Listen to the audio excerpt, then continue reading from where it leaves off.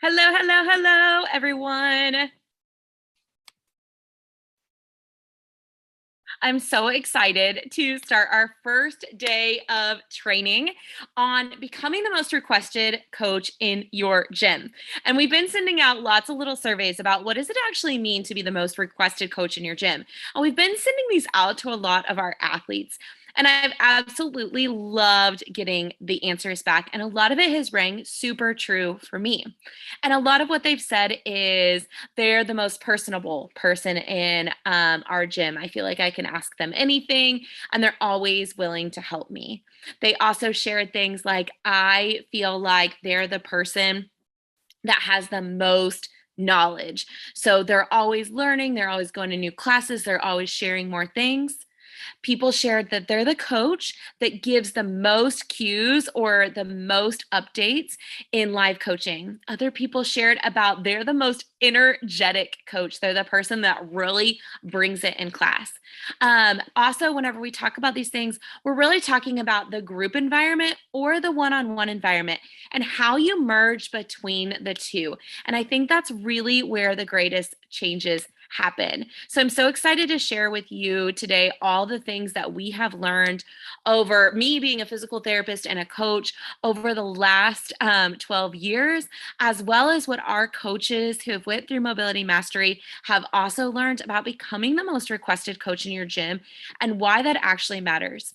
One of my other favorite things that came through all of this is education. They're the most personable, they bring the most energy if you're the most requested coach. Also, that they are the person that gets the best results, right? People are going to you because you're giving them what they promised. And that's really how you move forward. Today's day one. It's going to be creating a training roster full of motivated athletes. So, how do we really find the right athletes for what we want to accomplish? Because at the end of the day, it's your vision, it's what you want. You want to change the world of fitness, or if you're a physical therapist, you want to change the world of health and wellness movement and all of these pieces. And that's what's so important to you. But in order to do that, other people actually have to take action for their lives, right? We're actually being a coach, we're facilitating someone else taking the action to create true change. And today is all about how we actually get those motivated athletes, how we keep them motivated. If you're like most of the coaches that we've seen, or whenever we first start working with people, a lot of coaches lead with the problem and then the methodology is the solution. So let me explain that a little bit more. So when someone walks into, let's say, a CrossFit gym, and they say, hey, or they send a message, hey, I really want to join your gym. I really want to lose weight. And what you sell them is the methodology at your gym, right? CrossFit has been shown, we have tons of members that have lost a lot of weight. It's been shown to be one of the most effective ways for fitness. Also, our community really makes sure that you have a class that you love. So you're showing up every day and you're really selling them the methodology that you're teaching as the solution. And then whenever they come through, so give another example. So let's say that someone's a physical therapist like me, and they come in and they say, I have back pain. And I immediately start in with, okay, let's see, this is what we're going to do. We're going to go through, we're going to check your movement. We're going to look at your stretches. And then we're going to do some dry needling to get that more under control. And then we're going to do some exercises to fix it so this doesn't happen again. I'm selling them on the methodology. And there's actually nothing wrong with this, but there's a huge section that you're missing in order to find and really keep the most motivated clients. When you lead with the problem and your methodology is the solution, this can lead to unmotivated athletes. So, how this happens is this is someone who maybe they start to originally buy in. They're like, yeah, yeah, yeah, CrossFit, the way to go. Okay, perfect. I know that I really want to do this. Or, yeah, I'm in the CrossFit gym. I want to get stronger. And I know that I need some accessory strength training. So I'm going to sign up for one on one personal training because you're going to walk me through and we're going to do back squat, bench press, deadlift, and overhead pressing. And I just know that that's going to make me so much better. What happens though is that you've sold them so much on the methodology that they are no longer necessarily seeing how all the pieces meet their goals, or they'll get bright, shiny object syndrome and they'll jump to the next methodology that's going to help them achieve that goal because they don't see how it's unique to them. A lack of direction. So sometimes people have no idea what they're supposed to be doing. So you tell them, or they Google and they immediately say, okay, I know that stretches are going to be best for me because my hamstrings are tight and that's what's causing the deadlift to always hurt my back. But then they go and they search hamstring stretches for back pain, hamstring stretches to improve your deadlift, and there's millions of search results. They have no idea what to do. Or you meet with them after class and you show them a couple of things, or you say, oh, yeah, you need to stretch your hamstrings. And they are not sure exactly what you mean by that or how to actually progress. They hit plateaus. Everyone goes through at plateaus. Every athlete, I mean, holler, how many of you guys have been through a plateau? Every athlete is going to go through plateaus. But to stay motivated through a plateau, they really need to understand that there's something unique about them. When you're just leading with a problem, when that problem gets solved, it can hit a plateau because they don't have the next problem or the next goal. Or they're on their way to getting the goal that they want or solving the problem that they want. And all of a sudden they get halfway there and doop, nothing. And then they lose motivation because they think this methodology should have worked by now. Why is it not working? And you're just saying it needs to take more time. The opportunity for your athletes comes, the best coaches, the most requested coaches, the coaches with the longest term relationships come when the coaches lead with the person, and then the journey that they go on becomes unique. They lead with the person. What does this person need? When you do their motivational interview, what does their whole life look like? Have they tried to achieve this goal before? Have they had this problem before?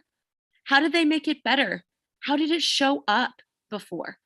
When they weren't motivated before, what was actually preventing them from being motivated?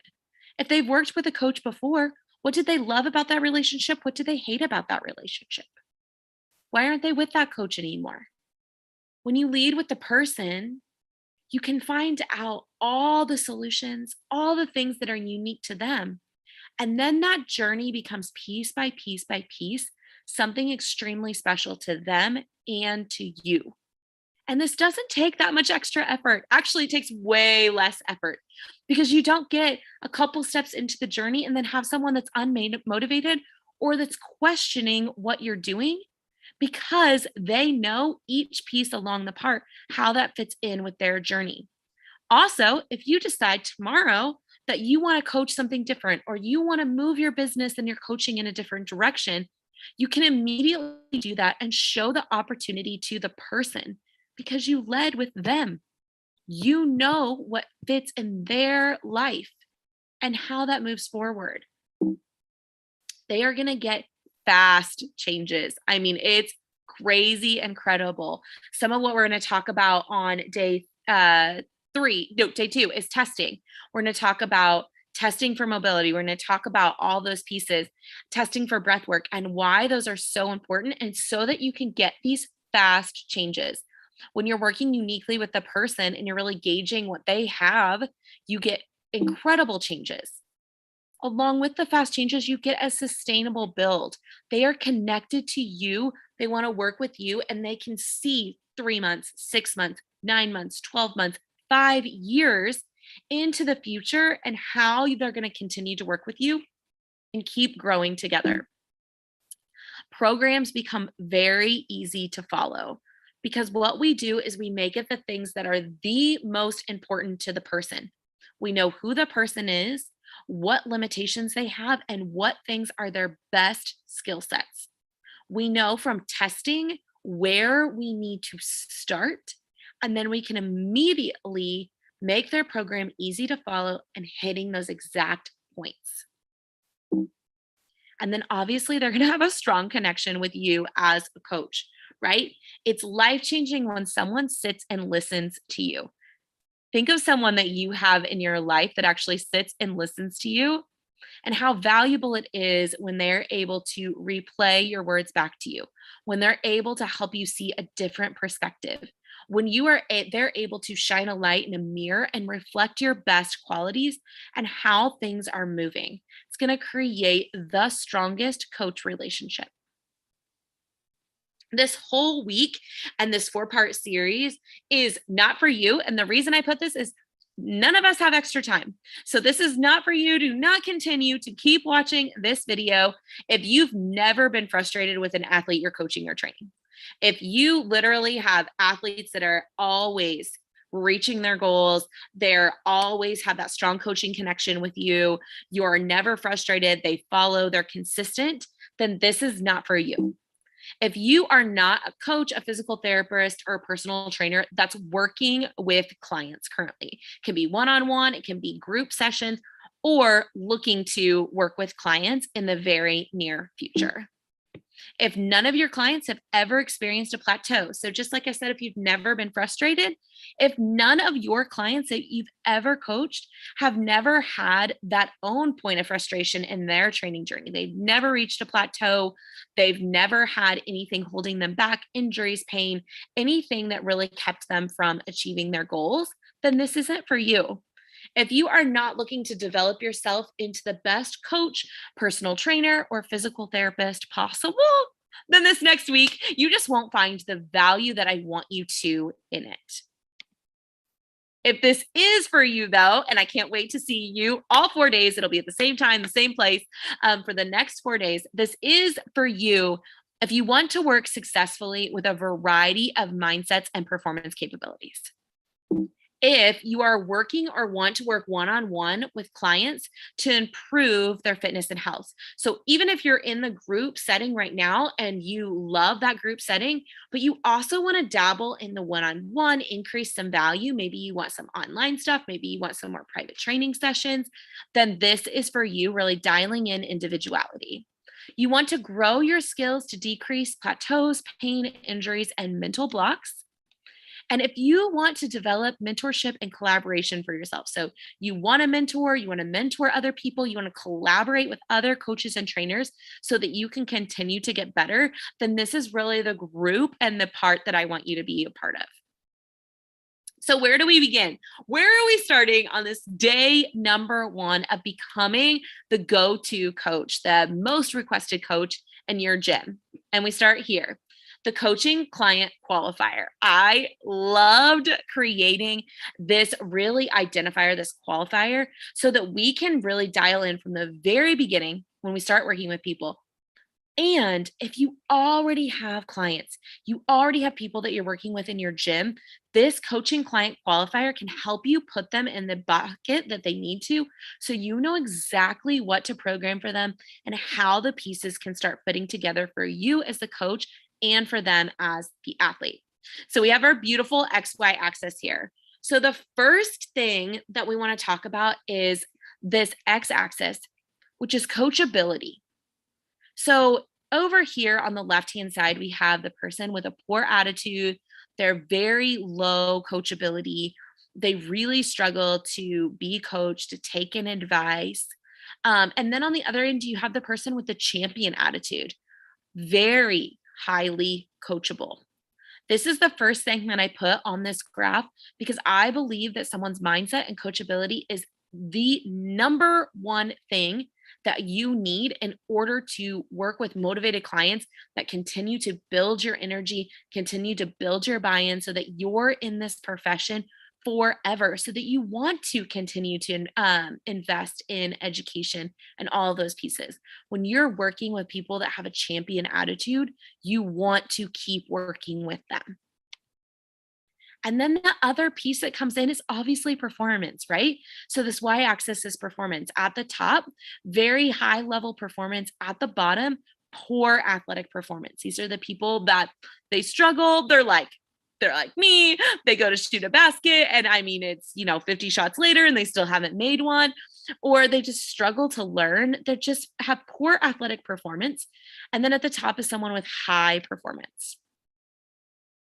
So let's go through. So this person, who do you think it is? This isn't the worst person to be, right? So this is the person that they're a really high level performer in the gym, but their holdback is they have poor coachability. Try to think of somebody like that. They're a very high performer in the gym or high performer with you coaching them, but they have a poor attitude around things. We call this person that anything you can do, I can do better athlete. So what happens is this is the person that's in the gym and someone hits a new PR and all of a sudden they load up the barbell and they hit a PR that day too, even though that wasn't even on their schedule. They weren't even supposed to be doing that lift that day, or they, get mad and make a bunch of excuses why they couldn't hit a PR that day. But it's anything you can do, I can do better. If someone gets injured in the gym, they're always trying to top whatever that is. They're the one-uppers of the gym. Can you guys think of some of those people? So these are the high performers with a poor attitude. Like I said, not the worst person. They're fun to work with. They're fun to coach because they pick things up really quickly. They love to show off. They like to compete. They like to do those things. And you enjoy coaching them because their coaching performance reflects really well on you. But their attitude, not so much. And they kind of drain you a little bit whenever you're working with them. And then we have the other person who's like the exact opposite of our one-uppers, right? Anything you can do, I can do better. They're the exact opposite of that. So they're poor athletically inclined, but they have a really great coachable attitude. Can you think of somebody like that, that very poor athletic performance, but they have a really great attitude? This is the person that I call the go-getter. This is the person that I always think of like my grandma, and she says, "Oh, you poor thing, you poor dear," because I work, but things haven't always come easy to me athletically. Or this is the person I always, I'll talk about, that they come into the gym, they're always willing to give 100%. They're there 5 or 6 days a week, and the progress is just very slow for them. So I call them the go-getter. The worst athlete. This is the athlete that literally you gotta chug a cup of coffee to come in to work with them, right? It's everything you can take, and almost you gotta like walk outside and like blow off a bunch of steam afterwards.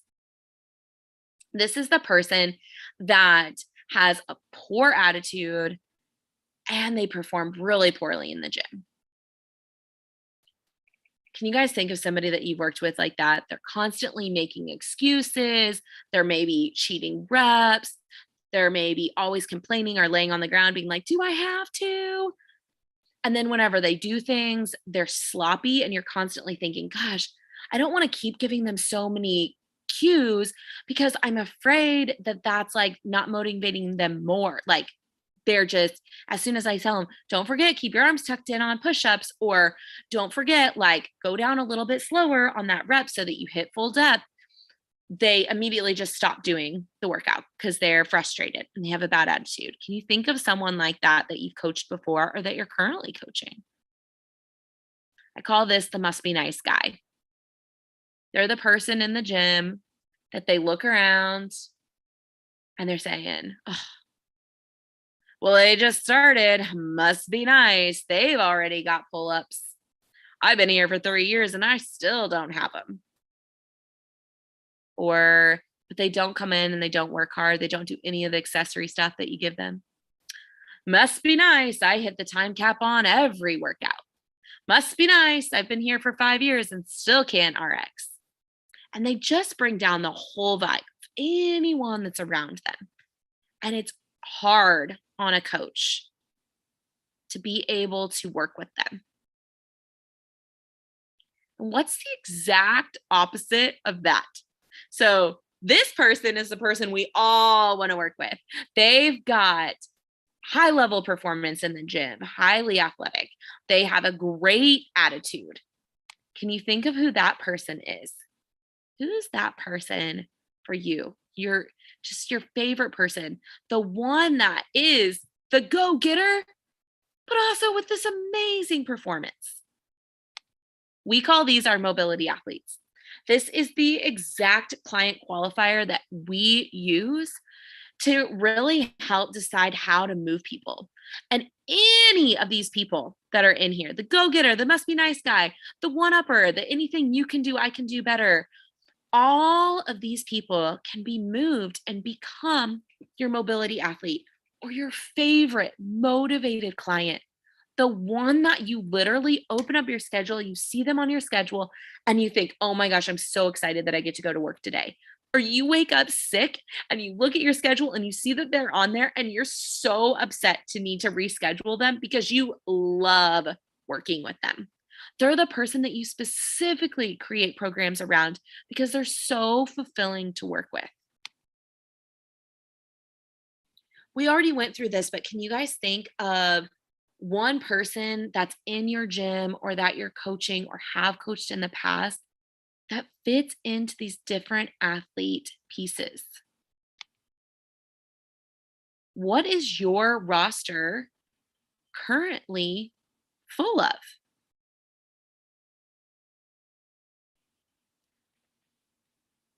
I know if you've got a roster full of must be nice guys, you're probably one of the 90% of personal trainers that leave within the first year.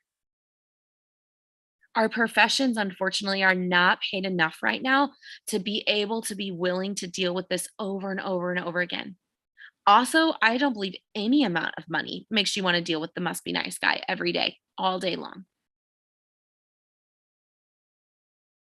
And what can you specifically do to start training all mobility athletes? And this is really where the next 3 days are going to come in. So, my challenge for you, what I want you to do is I want you to go through and I want you to qualify your athletes that you're working with, or qualify maybe the people that you've coached with in the past if you're not currently. Or if you're somebody that's been an athlete before, you're not coaching any clients yet, I want you to think about the athletes that you were surrounded by. And I want you to try to think of a specific person in each of these categories so that as we keep going on in these days of how to create yourself as the go-to coach and how to train motivated clients so that you know exact stories like how would I move Joe. Joe was definitely a go-getter, man. He was always ready to work. He had the best attitude, but man, couldn't do a pull-up, tripped over his own feet while he was running. How was I going to get him up here to become a mobility athlete, to become one of those supreme movers that I just loved working with? Because Joe also deserves that, right? Not only do you, as the coach, deserve that kind of win, but Joe deserves it too. And we got to figure out how do we start moving all of these pieces. So, your challenge for today is I want you to think of one specific person, write down as much as you can kind of remember about that person for each of these categories. And then, as we move through the next few days, we're going to talk about all of these people that you're coming up with and how would we specifically help them? Because guess what? If we can move everybody over here to become a mobility athlete, they perform well, they have a great attitude. Every person that you encounter is going to want to work with you. And all of these people over here are going to be the best representation of your brand. There will be people that fall off over time, that aren't able to meet your expectations or your boundaries, and they make the choice that they want to stay in one of these categories. And that's okay. As a coach, we say, that's okay. Leave them with love of where they're at, but they're not your brand of athlete. But all the people that are in these categories, and they want to work with you because they want to move it forward.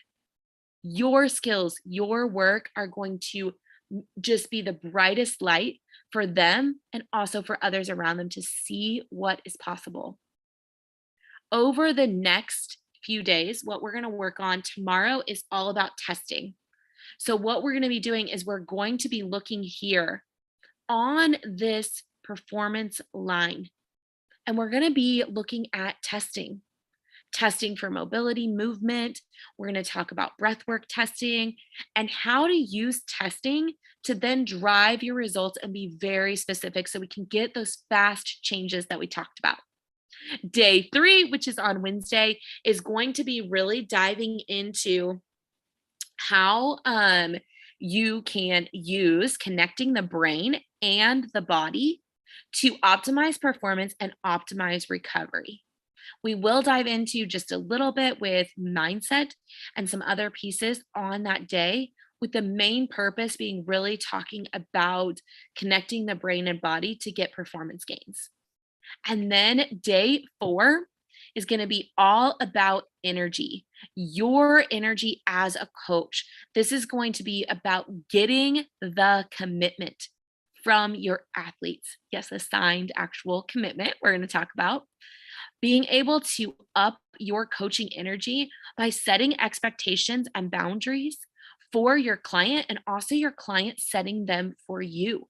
So at the onset of your relationship, you know what you're doing, and talking about motivational interviewing, because all of those things can move this low coachability over to being highly coachable and really move those people over to become mobility athletes, your favorite, most motivated athletes to work with.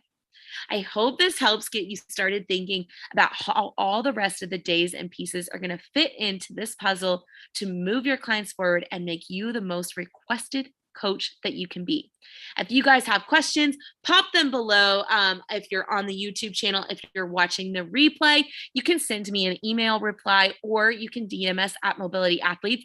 I look so forward to spending the week with you and really sharing you about what's inside Mobility Mastery and how you can start using all of these pieces to grow yourself as a coach and also grow your own professional fulfillment, which I think is huge and the reason that so many people are leaving the profession.